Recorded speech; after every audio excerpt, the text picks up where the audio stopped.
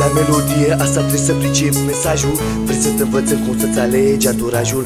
De aici pleacă toate și aici este problema. Așa e toată melodia, asta este tema. Știu că subiectul a mai fost tratat, dar nu știu cât ați înțeles, fratele, ce s-a explicat. Pentru toți aceștia, o mai spunem noi odată, anturajul este tot o poveste relatată. A fost odată un băieț strigat de neață, i-a fost ucit de Dumnezeu și pedepsit de viață să se nască în cartierul rău famat.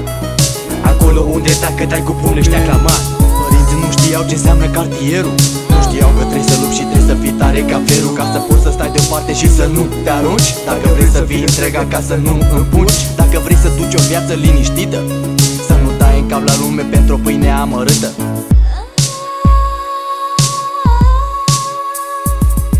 Nu te lăsa dus pe spate, frate.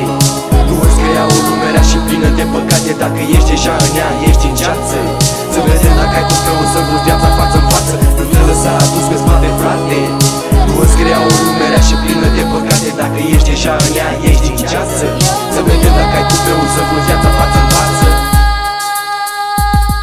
Anturajul a început să îl atragă de când a deschis ochii și a început ca să meargă înainte, ca să poată să înțeleagă că viața nu-ți dă șansa să alegi a doua oară. Prima oară anturajul a început să îl tenteze, când a început să abereze că poate să obțină tot ce își dorește, pe alte căi mai scurte tot ce inima îi poftește. Asta l-a condamnat de atunci la moarte și-a anunțat ce o să se întâmple mai departe.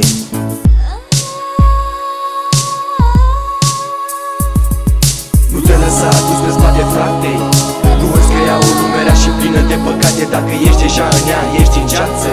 Să vedem dacă ai tot greu să vrut viața față în față. Nu te lăsa dus pe spate, frate.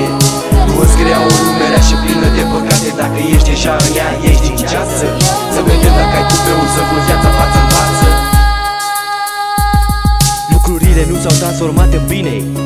Tăneața trebuie să fure ca să aibă mâine. Anturajul a adus aici, fiți atenți acum. Anturajul de carte te duce pe ultimul drum. Caută să fugi cei ce te împrărică.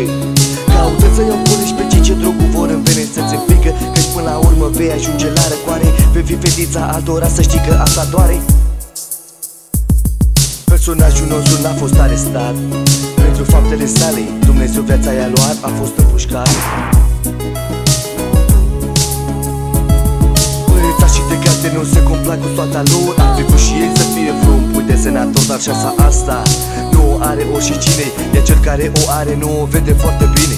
De-aia zic și eu să faci altceva, să încerci să fugi cei ce fură, să te preocupe, ca te poate așa într-o zi vei ajunge respectat, vei da aceeași șansă propriul tău băiat.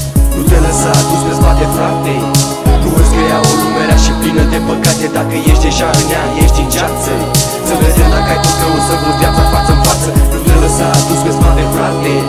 Nu îți crea o lume rea și plină de păcate. Dacă ești deja în ea, ești în ceață. Să vedem dacă ai tot greu să vrut viața față în față.